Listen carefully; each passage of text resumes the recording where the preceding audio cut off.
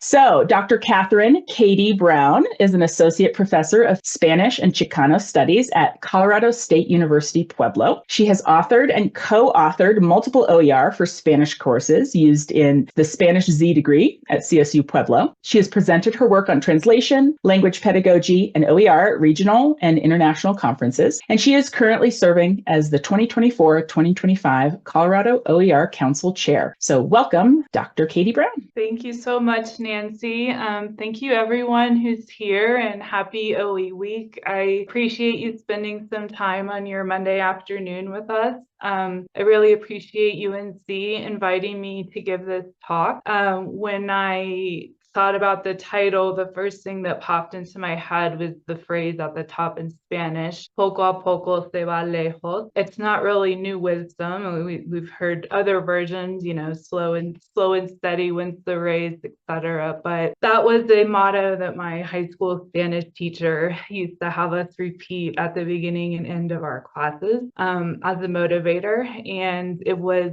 definitely an apt description of this process. So I am an associate professor of Spanish and Chicano studies here at Colorado State University Pueblo. And I do want to talk to you all today about our Z degree creation for our Spanish program. And so I'm going to start with a few useful acronyms that you'll probably either hear me say or see during the course of the presentation about our context here in Pueblo, Colorado, our university, and our Spanish program. Then I'll get into the how and why of the Z degree. So really, what motivated us? Why did we start on it? What guided us as we worked on it? And some of the nuts and bolts logistics of how we got the work done. Show you some outcomes and examples and challenges, lessons, advice. Sometimes it's hard to separate the three. They come together. So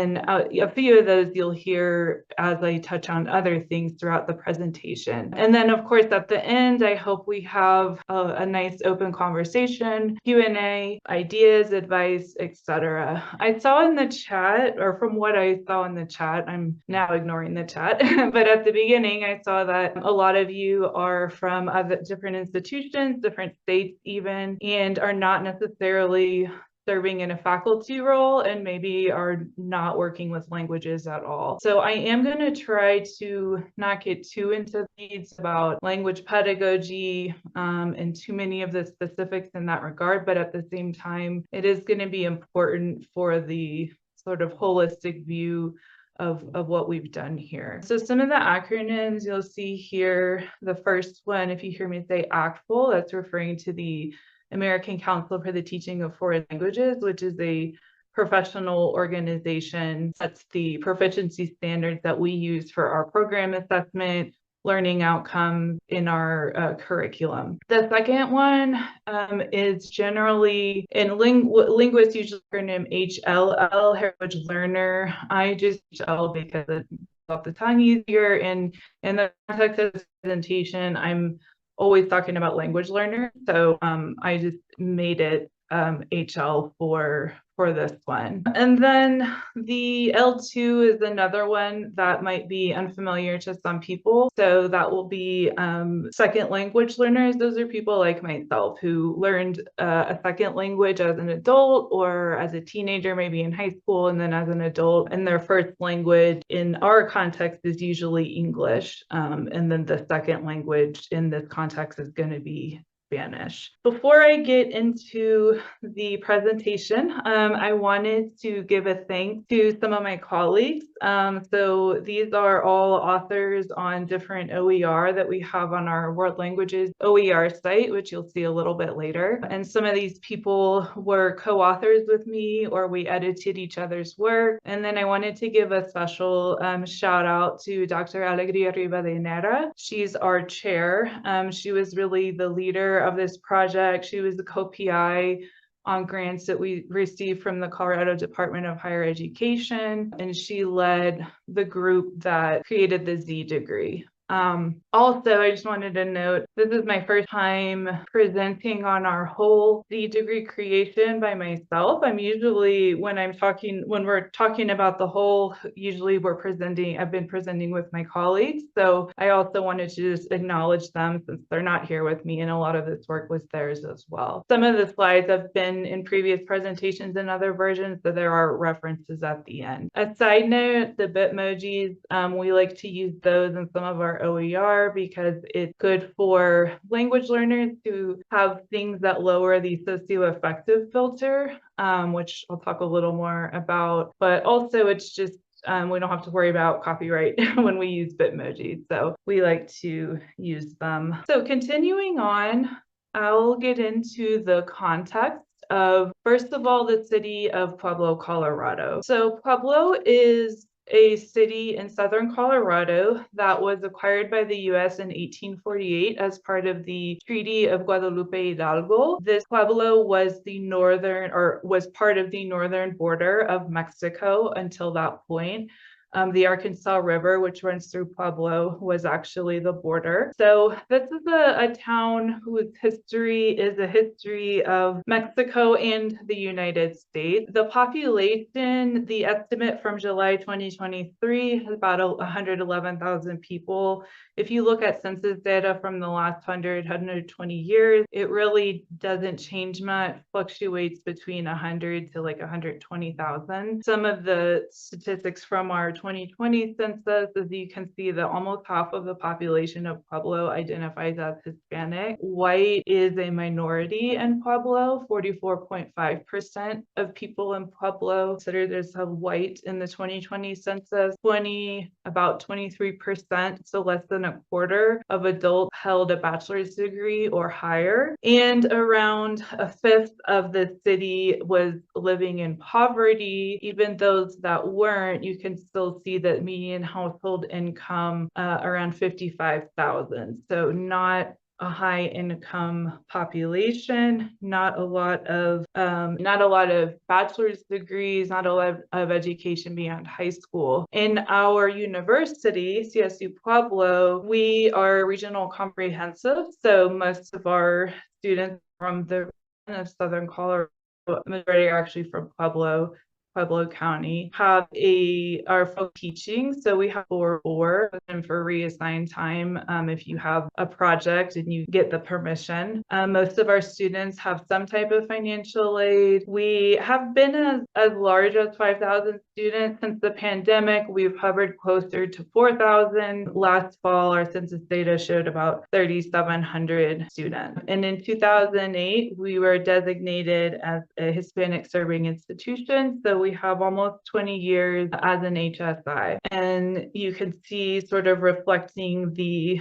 same types of demographics as the city. We are a minority majority institution. We are not designated an MSI, but we are, as I said, an HSI. Our students often have other concerns. They have to maintain housing, they have jobs, they have family obligations or other personal obligations, aside from lacking resource in terms of being first generation, maybe lacking social capital, etc. So our students need a lot of support. They're also often not college ready, so we have to support a lot of students with extra help. In our actual Spanish program, these numbers on the left showing the makeup of our majors, minors, that is as of our last program review, which we're actually having we're due for one next year. So those numbers might be slightly different, but just anecdotally off the makeup of my upper division courses where I'm teaching majors, I would say that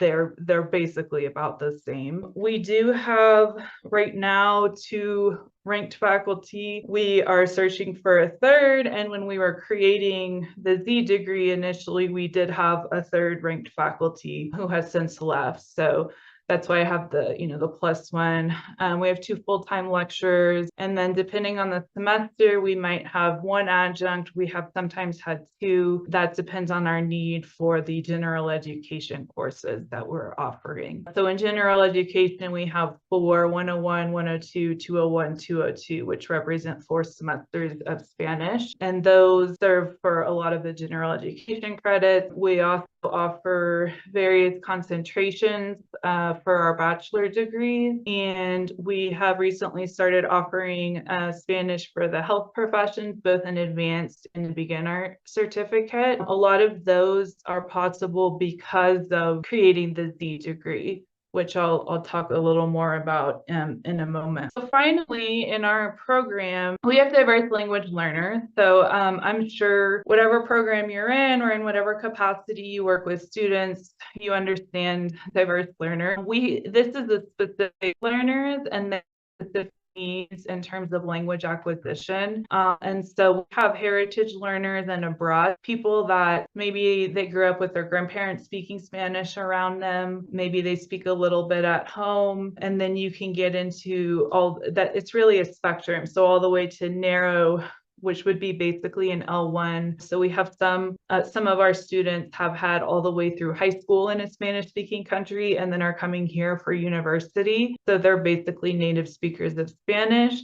And then we have second language learners who, again, that's someone like me who just as an adult, they are learning Spanish. So I put the plants here to imply that they all need the same things. So language learners need to develop skills in reading, writing, speaking, and listening, but how they need to develop those skills, how much, the input they need to help develop them may differ a lot depending on the type of learner. And it's not always common to have so many heritage learners in a Spanish program. So knowing now our context, I want to talk a little bit about why that context led to our motivations for creating OER and creating the Z degree. So we were having conversations that I'm sure a lot of you have had or are having or have heard. The financial aspect is extremely important. I forgot to say at the beginning, I already noticed I'm not really focused on textbook cost savings, and all of that is really important as financial need of our students. I'm sorry to interrupt you, Katie. Once in a while, you've been cutting out a little bit. Would you mind turning off your video so that just while your presentation's going, because I think that might help a bit. Yes, I'm sorry about that. Oh, not anything you've done or not done. Yeah, I don't know. I was going to say we're having extremely high winds, like 30-mile-an-hour winds right now. So I don't know if that could be having any effect on my internet. But anyway, I will continue with the video off. So talking about these conversations. So as I was saying, the textbook cost savings are really important for us, but that's not really what I'm focusing on here, because that, while it's a motivation, it wasn't necessarily the main motivation. The things that I've highlighted, so on the next slide, I'll speak a little more to specifically why traditional Spanish textbooks don't work for us. And then the other two that are in bold, the students not seeing themselves reflected in the content and the disconnect in our overall curricula between lower division and upper division. Those are going to become 3 of the really most important guiding philosophies as we worked on the OER. So traditional Spanish textbooks, they focus on Spanish as a foreign language. And as I've established with our contacts, that Spanish is not a foreign language for our students. For many of them, it's the language of our home. They talk about it as the language of their heart. Even for our L2s, most of them have been in a context where Spanish is another language that they're around, even if they don't speak it or understand it. So it's also not really foreign to them. They often don't focus on US as the second largest Spanish speaking country in the world. So they'll focus on cultural themes from other Spanish speaking countries, and often they will stigmatize US varieties of Spanish, which also plays into the focus on an academic Spanish and a standard accent, which are important. So we do think that having professional academic Spanish is really important. It's also important to validate all forms as appropriate in different contexts and as just language tools that can be used in different ways. They often don't consider the diversity of students' linguistic backgrounds. So, for example, I said we have a lot of heritage learners. They have different pedagogical needs. They also have different socio-affective needs in the classroom. So they might not be scared to speak in Spanish, but they might be having an emotional reaction to reconnecting to part of their culture or identity that has been stigmatized. Whereas an L2 might have different pedagogical needs. They need some strong grammar input, and they might not understand what Spanish speakers, what sort of issues Spanish speakers are exposed to in the US. So things like these hard conversations around language prestige, power relations that affect how we use language and how language is perceived, prestige varieties, language dominance. These are all really important aspects of sociolinguistics as well as their own personal identities that are important to address. And then, like I had mentioned, they're not fully aligned with our program, which focuses on building oral proficiency. So we realized we have an opportunity to address these issues. We could benefit all of our students of diverse linguistic backgrounds as an HSI. These issues are not just about simple language acquisition, as I've noted. We have a chance to fully align our curricula from very first semester of Spanish all the way to our graduate level courses. We don't offer a graduate degree, but we sometimes support teachers who are getting the master's in education with some graduate level Spanish courses if they are Spanish teachers. So, and then we can address these specific needs of language learners of all types. And finally, we realized we could create an entire Z degree. So that we were motivated and we had some guiding philosophies. So these are things that were already philosophies in our course before we started creating the OER. For example, building proficiency and having a language program that would really be beneficial for use in any career, any field. So we meant proficiency. This is again going away from the norm of standard Spanish textbooks. We use these ACTFL guidelines. These are really in depth. So this is a very bird's eye view just to give you an understanding of how we needed our OER to work for us. But we're looking at linguistic tasks. And so the novice low at the very bottom, they can do very small things like speak in phrases, speak in a sentence, talk about themselves, describe people close to them. And then you get up into the higher level and they can speak for paragraphs and they're mostly accurate and they can talk in different time frames and they can talk about maybe abstract ideas that would be in the superior function. And so our program assessment and our learning outcomes are designed around measuring proficiency with language. An example of some student learning outcomes from one of my courses, this is Spanish 341, Introduction to Translation and Interpretation. So I'm asking them, or I'm not asking them, but I'm letting them know that one of the goals is to help them reach this level according to ACTFL guidelines. So these are the types of things that you can do with language at that level. And so this might be something that you could apply, in another area about what do you want them to be able to do with their knowledge? How do you want them to be able to show you the knowledge they're acquiring? So when we apply these in class, it's a lot of the communicative approach. Some people refer to this as a flipped classroom. So they're doing the work that they're doing at home is prepping them to come into class and speak. So in languages, they're doing reading and writing at home and speaking and listening in class. And so the idea is that also we need to practice differentiation because of the different learner type. As students know what type of learner they are and learn about that in the ACTFL guidelines, they actually are empowered to kind of guide their own language learning and their growth and acquisition. Incorporating performing cultural inquiry is a best practice for mixed classrooms, for both of them to practice cultural inquiry, and then the room for student voice and choice. So that's part of differentiation as well. An example of that would be, so from this class that I showed you with the intro to translation and interpretation, they might have a homework assignment where they're learning about interpretation, and so there's a bank of videos. They all have to watch one that's the same one, and then they're picking some other ones that are interesting to them. So that's a student voice and choice. They're coming married to formal setting for interest, but then they're trying to speak in paragraph form, meaning they're trying to summarize the whole video. And so through activities like that in class, we're working towards the proficiency goals, and the OER is then acting as scaffolding and leading the students to be able to practice that in class. We had these guiding principles overall while we were working, that they wouldn't be paying for a textbook, that we would explore the important linguistic issues, address their needs,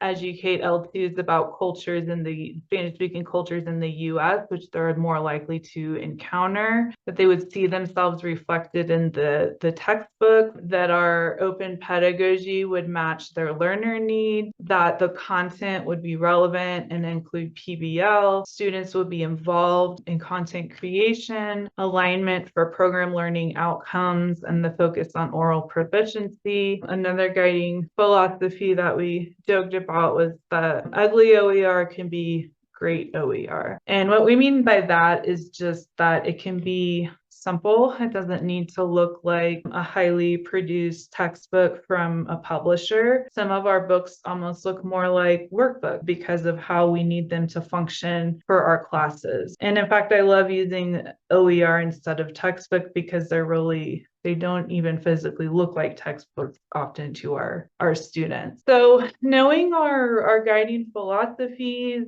our motivations and goals, we started making our OER. So this timeline is not a complete timeline of all the work that happened. It's just to kind of give you a broad idea of when it started. In fall 2020, so you can see we were in the height of the pandemic. We were already doing a lot of stuff digitally. Again, this did not start out of nowhere. Professors, we were having these conversations. A lot of the upper division courses, we were already using zero textbook cost. So we were, giving our students PDFs in the LMS, or giving them, printing things out for them to read and do. And so like a lot of people with OER, we were sort of doing OER without knowing it. But in fall, we really started having our serious conversations, figuring out who was going to be in the group for the Z degree, who was interested.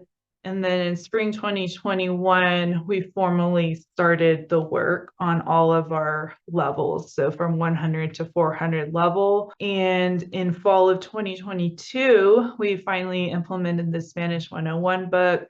And then spring of 23, we implemented the 102 book. And I would say that would mark where we had the full Z degree, because at that point, somebody could take all required courses in the major and utilize OER in those courses. The work continues, as you see. So since 2023, we've started the health profession certificate. I've started working on the translation concentration and translation practicum, been editing, enhancing.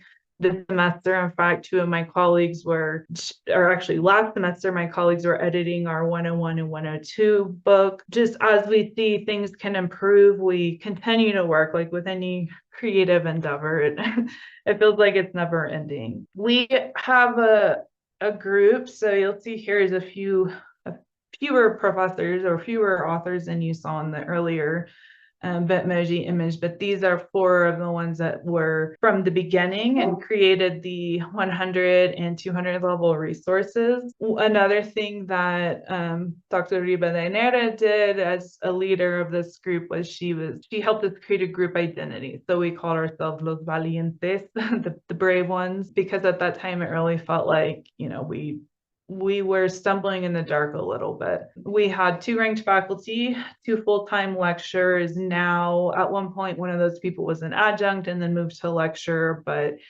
basically 4 core people working on the majority of the Z degree. And then we've had other compositions to the group since then. One of the things that helped with buy-in is that those actual standards of proficiency that I was showing you all, we have all gone to trainings and workshops. So we're all trained in those standards and we're all used to utilizing them in our courses. And so that really was what helped to get the buy-in for the non-ranked faculty, because they're teaching a lot of those 1 and 200 level courses. They're trained in the actual standards, and we're trying to sort of force the square peg in the round hole with the traditional textbooks that aren't geared towards those proficiency standards. Like I said, Dr. Rivadeneira, she was also instrumental in leadership in other ways. So she was the co-PI on our grants that we received, and she was also leading at the time our university OER committee, which we got some support from. And we were able to simultaneously during this time as we were working on the OER, we were able to get OER included in our tenure promotion standards for our department and for our college. So we had a dean who was very supportive of that work. And so that was important for ranked faculty and for the lecturers who can be promoted to senior lecturer. The fact that those were recognized in our standards, that is an incentive for people to participate. In fact, I received tenure in 2022 and used a lot of my OER work towards in my dossier. And so having that institutional level of support was also helpful. And I would just say, work with different levels of buy-in. So I think we went into it thinking everyone was going to be an author. We were all going to work together, and we went through several permutations. And one faculty member did not want to participate, but they were not against utilizing OER. So that was okay. Another person just felt they didn't have time, but they were able to be an editor. So just understanding people are going to have different levels of buy-in and trying to work with that as a positive, I think is something that can be really helpful if you're trying to do this. It can be easy to just get annoyed with the people who don't want to get on board, but finding ways to use even the little bit that they're willing to give can be helpful. We did have funding. So CSUP did the general incentive grants. So we were actually doing this work before the CDHE Colorado OER grant had this specific Z degree category, I believe. And so most of our work was funded through mini grant programs at CSU Pueblo. Depending on the person, it's different amounts. So, but I would say overall, we've converted the whole degree under $50,000. Sometimes we received support too in terms of, like I said, the fact that this was recognized in tenure and promotion standards, and we got it recognized in all categories of service, teaching, and scholarship. Depending on the particular OER activity that you're doing, you have to prove that. But that helped ranked faculty get reassigned time also to do some of this work. And so working together, can be a challenge.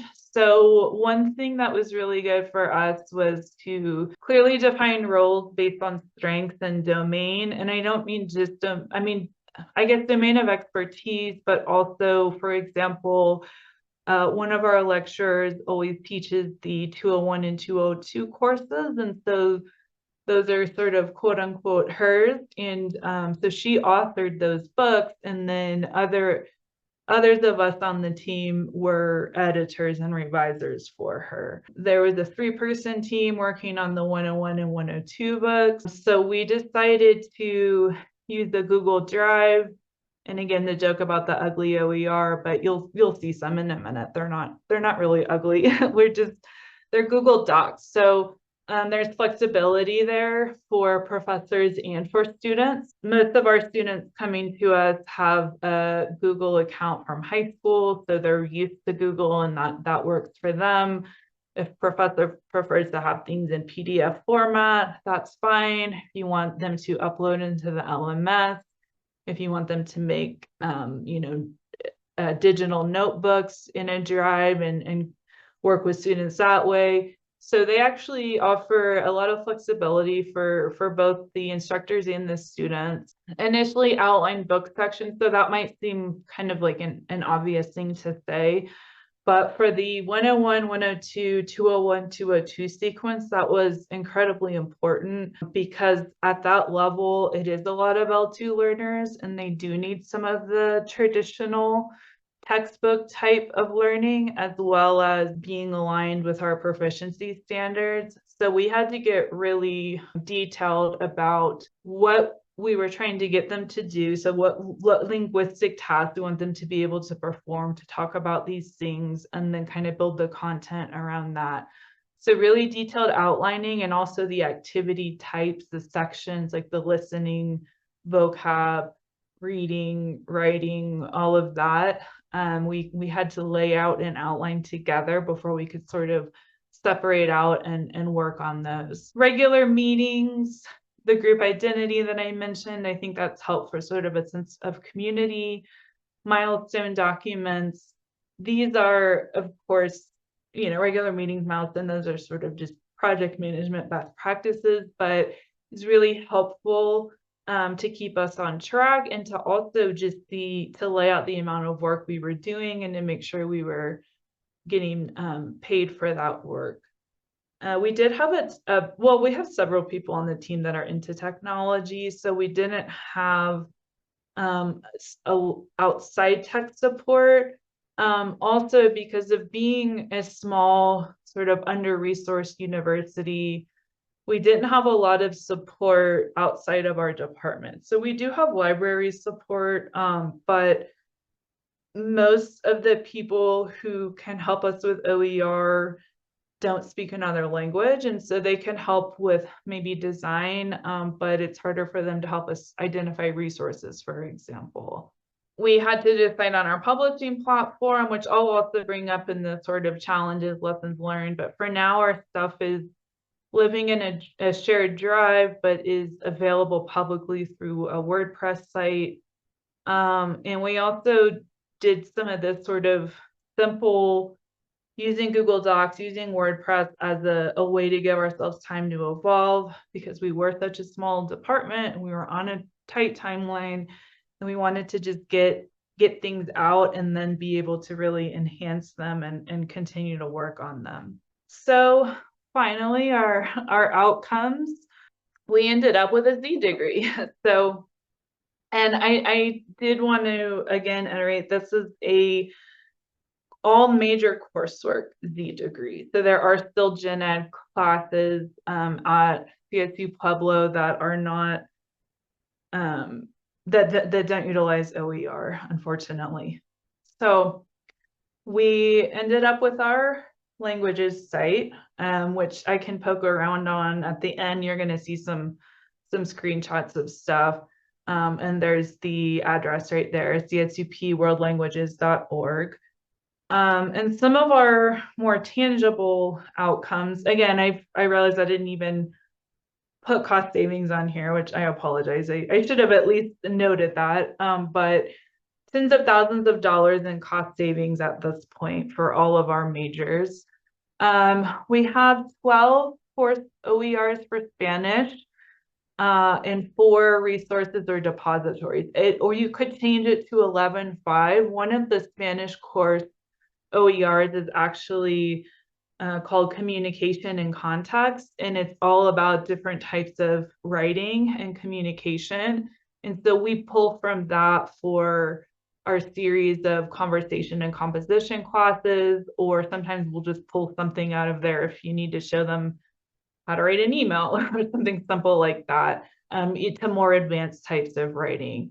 So it's sort of a multi-course OER, or it's a resource.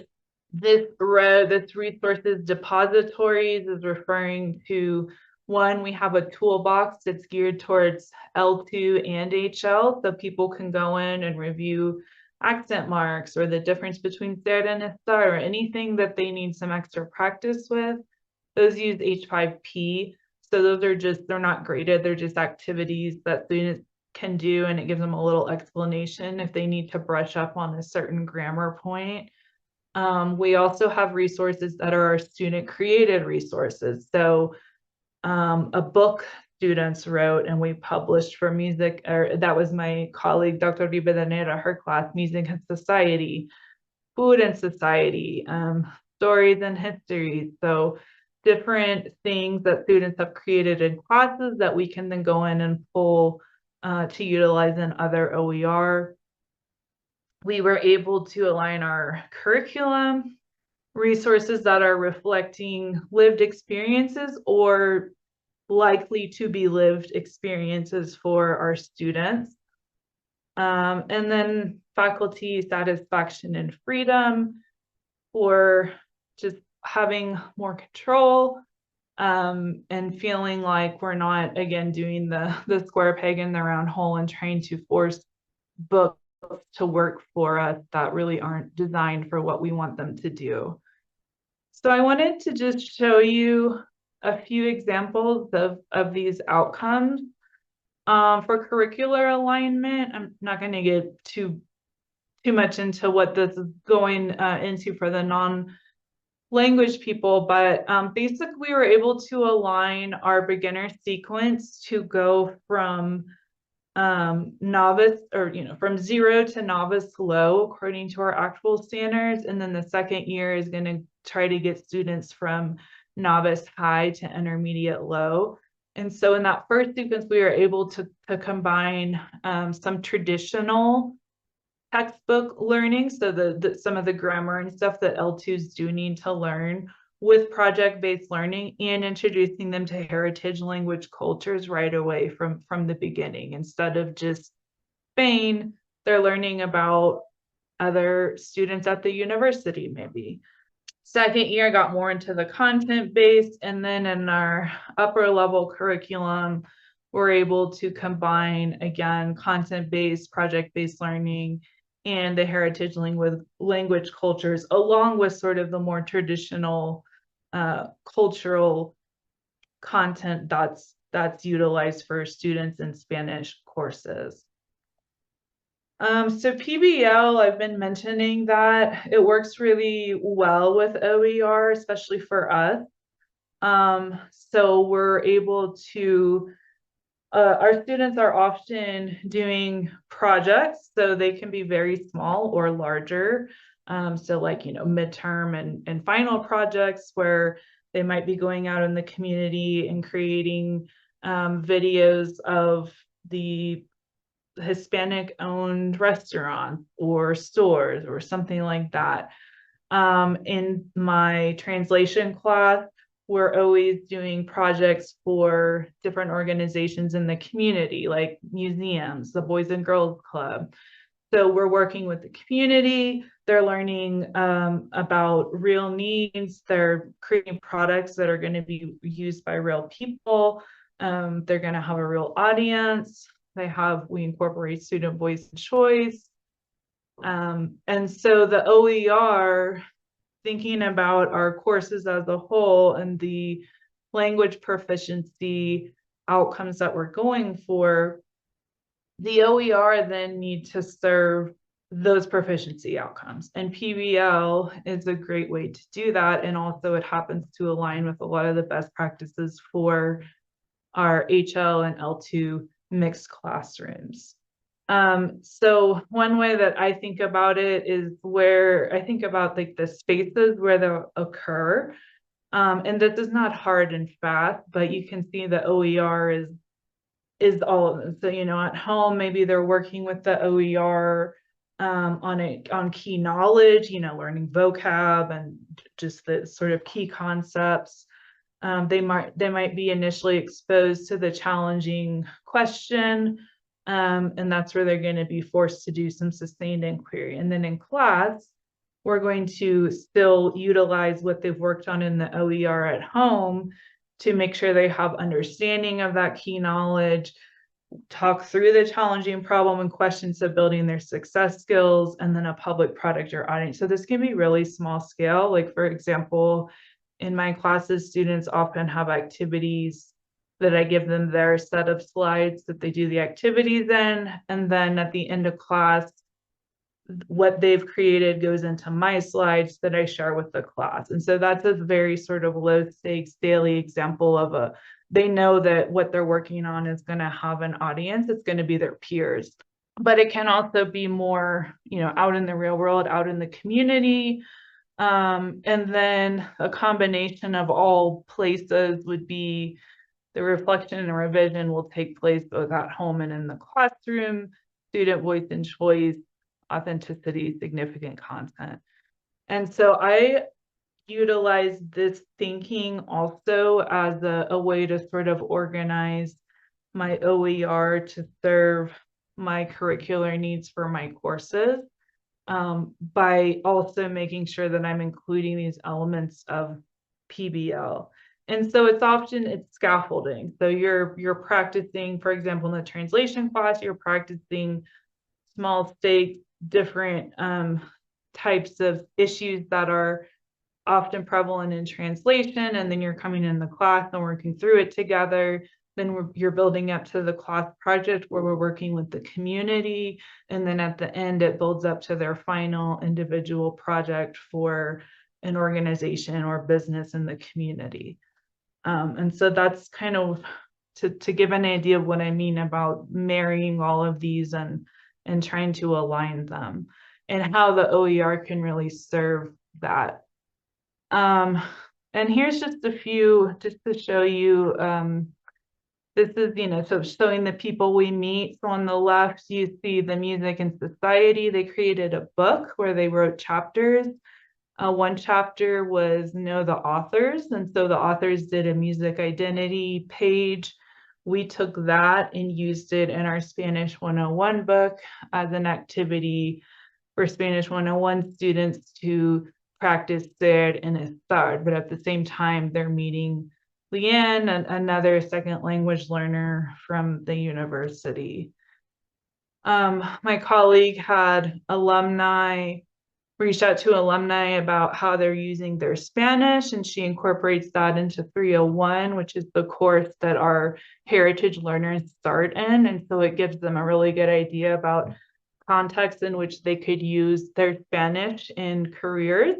And then we took one of those again for our 101 and used it for a section about different, studying different disciplines in the university, for example.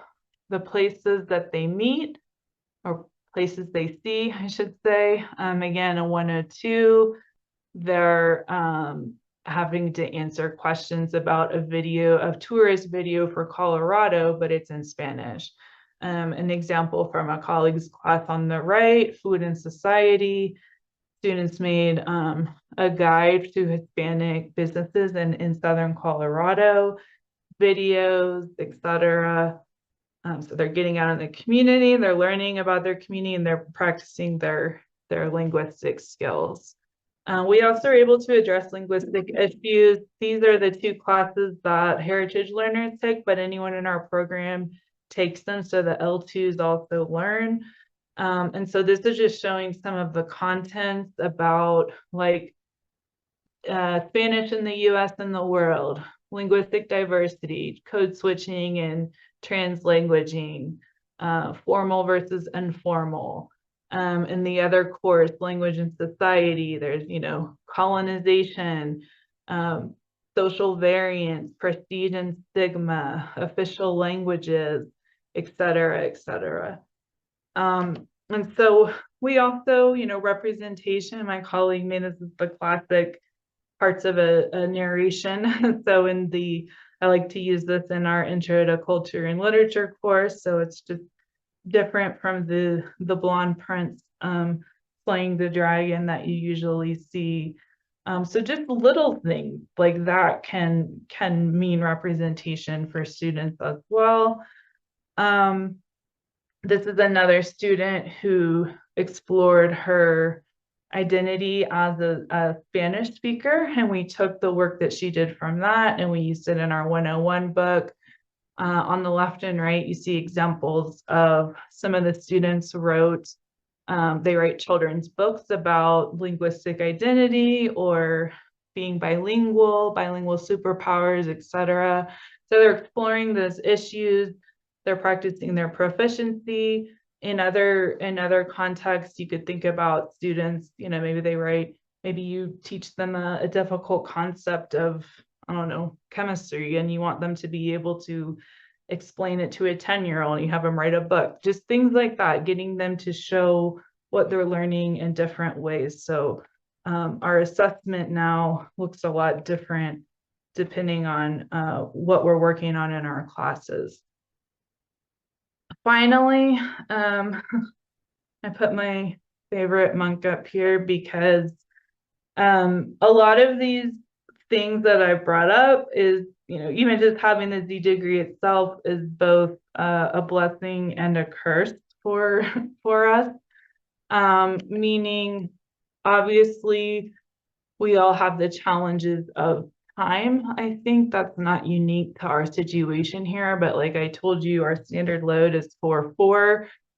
So finding time to work outside of that can be really difficult if there's not other projects, or if it's not going to be counted towards something like tenure and promotion, for example. We did a lot of our work in the summer. So that was one of the ways we got big chunks of the work done was working over the summer and having contracts that paid us for the work over the summer. Sustainability and funding is always an issue. Part of the sustainability issue is like using the extra official channels. So our university uses Microsoft, and so by utilizing Google Drive and WordPress, we're actually using extra official channels, and that is maybe not going to be the ultimately the best for sustainability. We're having conversations around that right now. LMS integration. So back to the time issue now, if hindsight's 2020, if we had done it all over, we would probably have built a lot of the activities for the gen ed classes, like the 101 and 102, 201, 202, into our LMS. At the same time, it might be okay that we didn't. We're about to switch to Canvas, so that's going to be another level of tech integration, but that might be our next phase too, is trying to integrate more of the activities that they work on into the LMS. The blessing and the curse of the small department, we're agile, we're pretty much cooperative, get along well, but sometimes there were too many cooks in the kitchen, and so maybe people have different ideas about design, outline, layout, etc. So being able to work through that and not be too married to a specific idea about how something should look or be is going to be important if you're working on a team on a project like this. I'm sorry, I put TMP, not yet university faculty handbook. Sorry, what I meant there is OER is not yet recognized in the tenure and promotion guidelines in the faculty handbook. So that's something going forward. We need to work with Faculty Senate to try to get that in there. We don't always have great technical support. And then AI, rapidly changing technology, privacy issues. So something I didn't even get into is the AI aspect. A lot of these OER we worked on prior to the explosion of ChatGPT and other AI.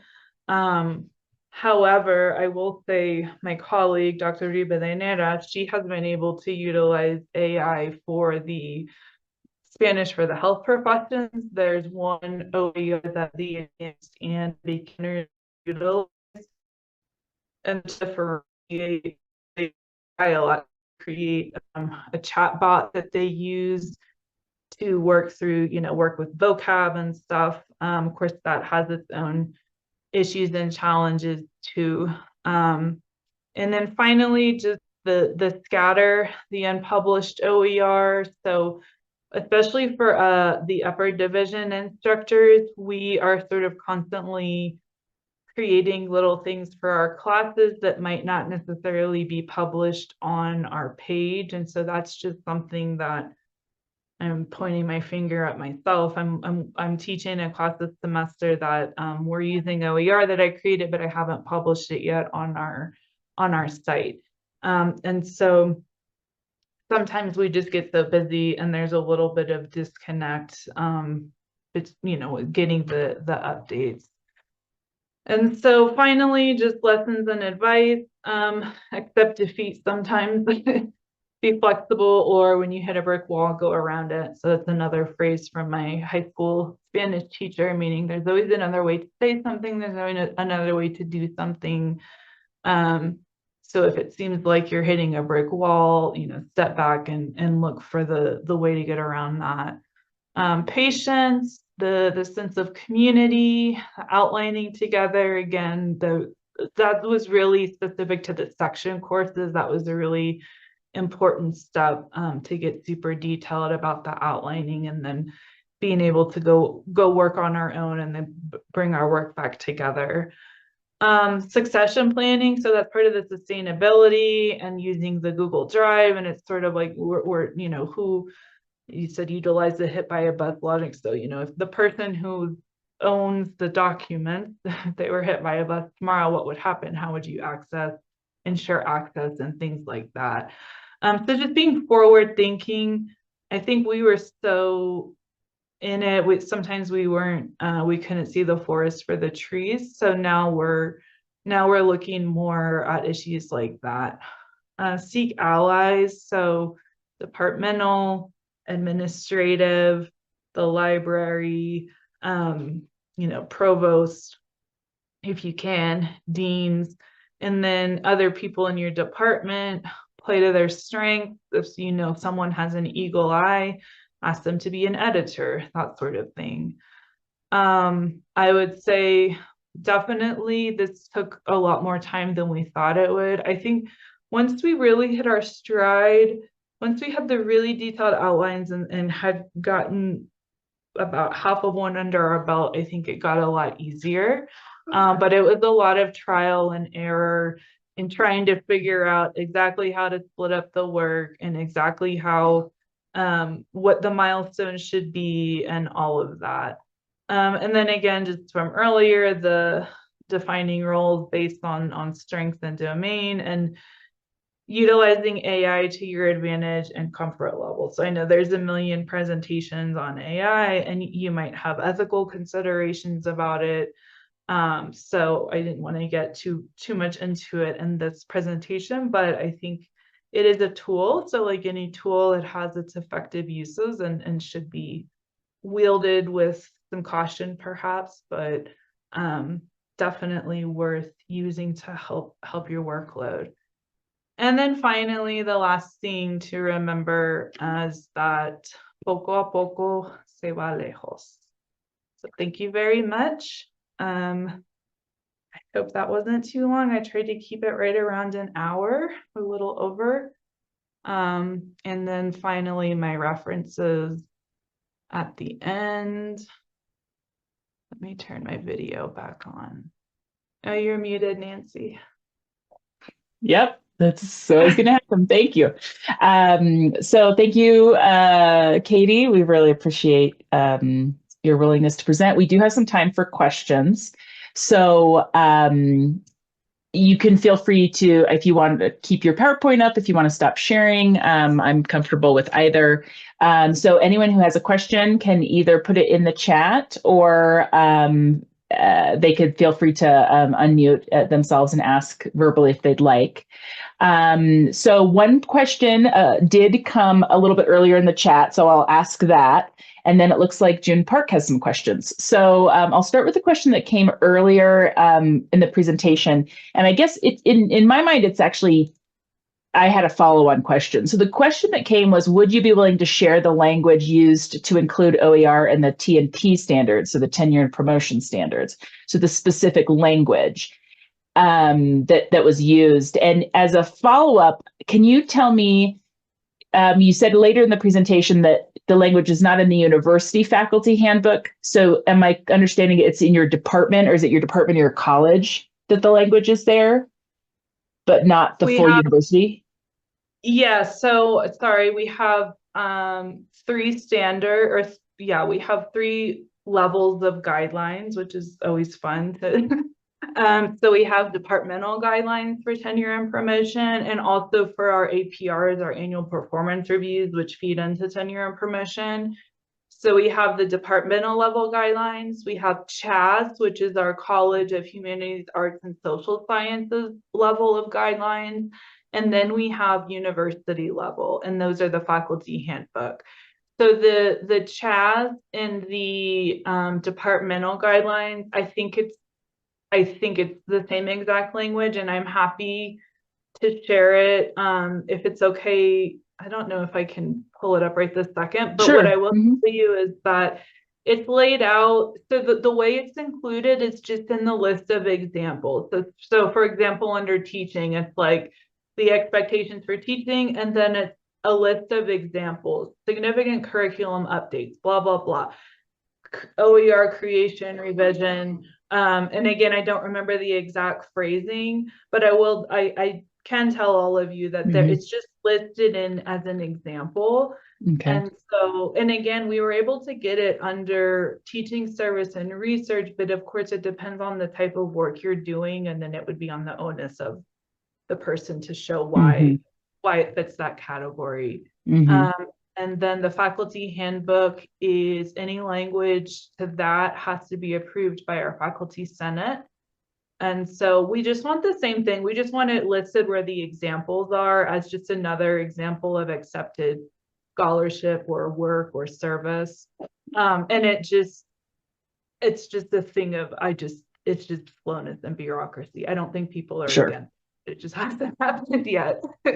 Sure. Okay. Yeah, we can send that language out when we send the other materials out as well, if that works.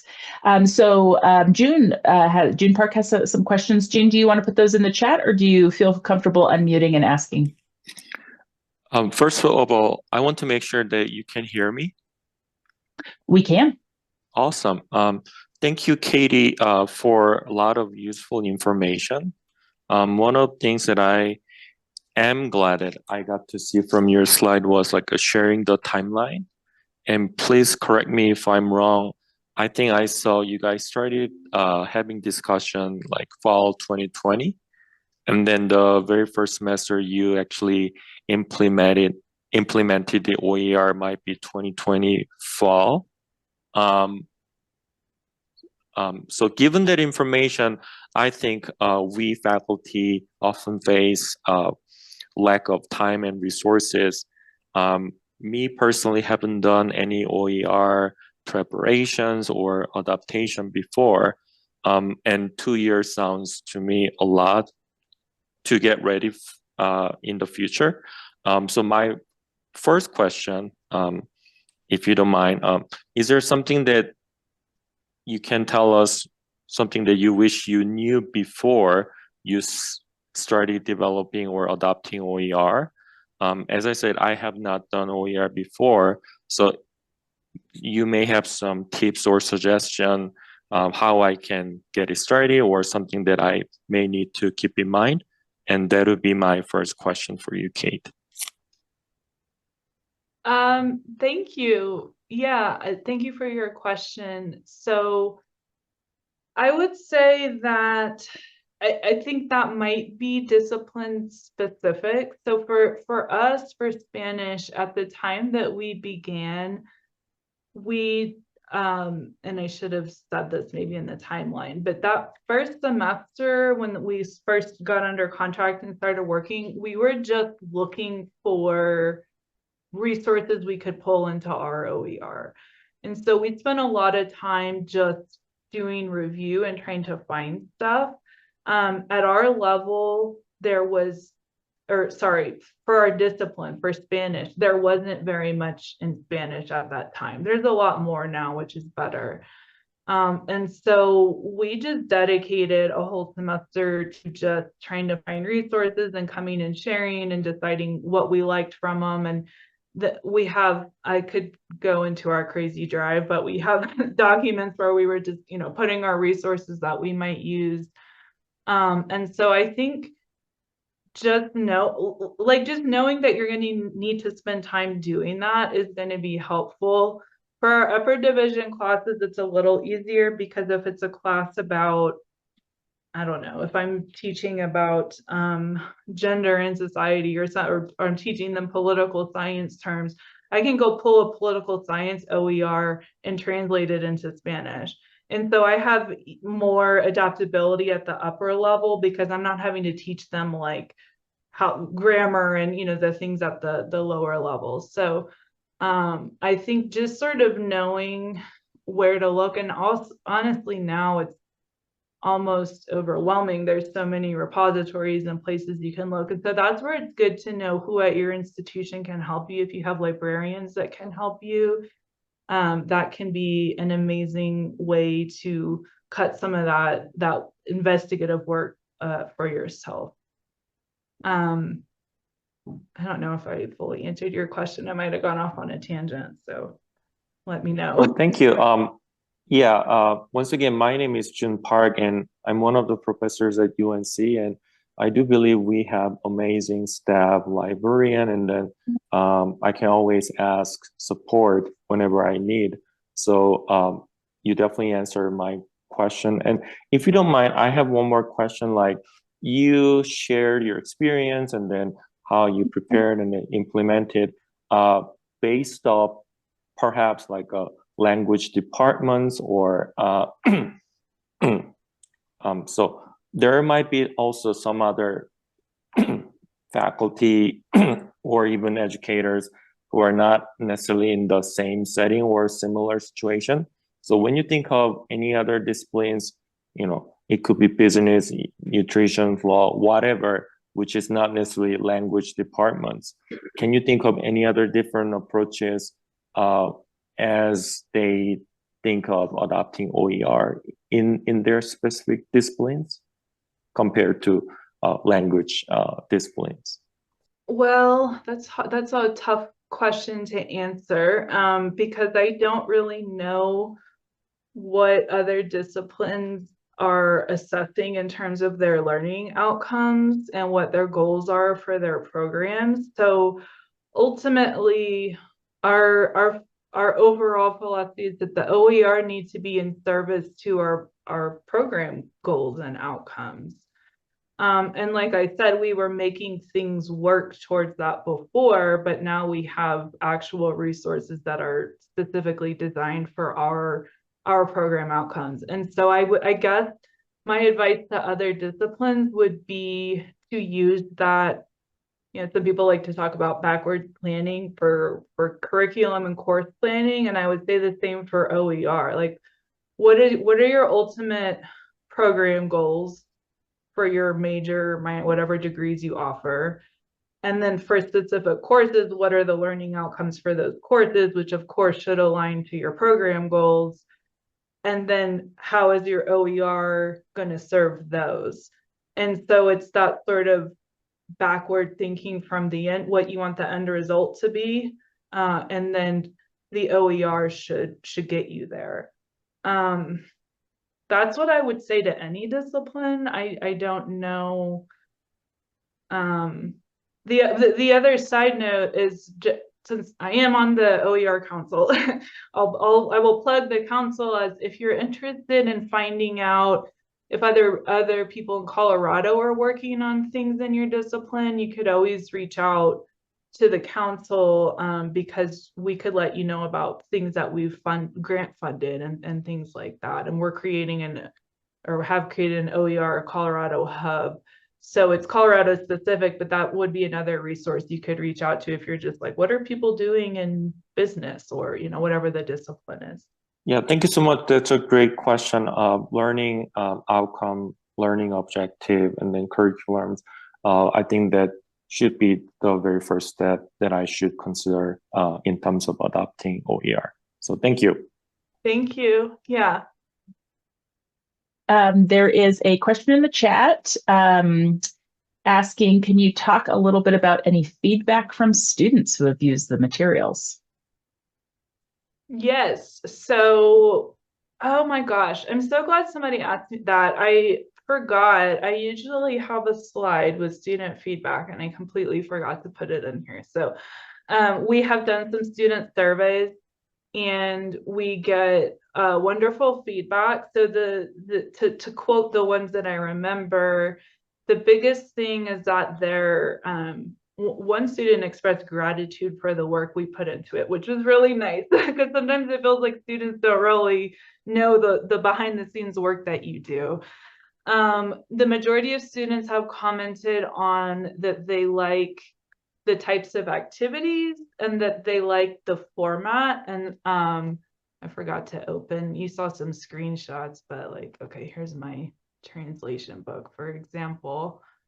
And then this one, I form everything around a guiding question, like with the project base. So every unit is a question.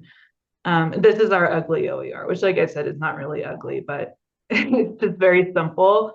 Students like that. They've told us they like to, some students like to, because they like to use that as a PDF and do it on their tablet and handwrite. And we also like this for accessibility. So I've had student feedback that they like it because they find it easier to print out things that they need to print out and not print out things if they don't. So we have some students that need printed materials and they're able to work with the Disability Resource Center and do that as they need instead of just like having to print a huge book out. And so, yeah, and then the whole seeing themselves reflected is another thing that we've heard a lot from them, that they like exploring the identity issues and stuff. So there was a follow-up question from someone else said, was there any constructive feedback? Any ideas from students or thoughts that helped you improve the OER? Yes. Oh, sorry. So yeah, that was the second part I meant to say.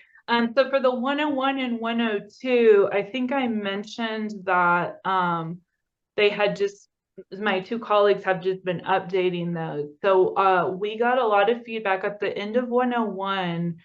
We had crammed in I think it was commands, which are kind of difficult in Spanish.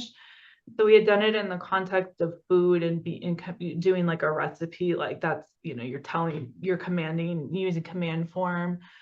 And it was just too much new stuff all at the end of the semester. And so we took that and we resequenced that, now shows up later in the 102 book. And so that is some feedback we just implemented. I've gone into, if they told me an activity was really confusing, then I'll go in and just fix it, just change it then and there to either clarify it or maybe make it a whole new, depending on the level of confusion. So absolutely, yeah, we have implemented constructive criticism as well. If anyone else has questions, feel free to put them in the chat. I actually have a question while we wait, if there's any others from anyone else.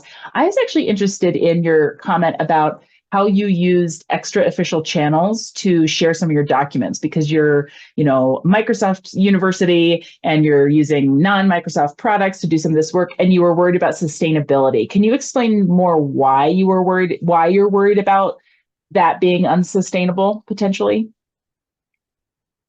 Because we don't have an official, so the drive that we're using, the Google Drive that we're using, is being paid for by my chair out of her personal funds. We're not even paying. Actually, that might be wrong. We may, but so I think she was paying for it out of personal funds. I don't know if that's still true. We may have used department funds, and it's not a huge expense.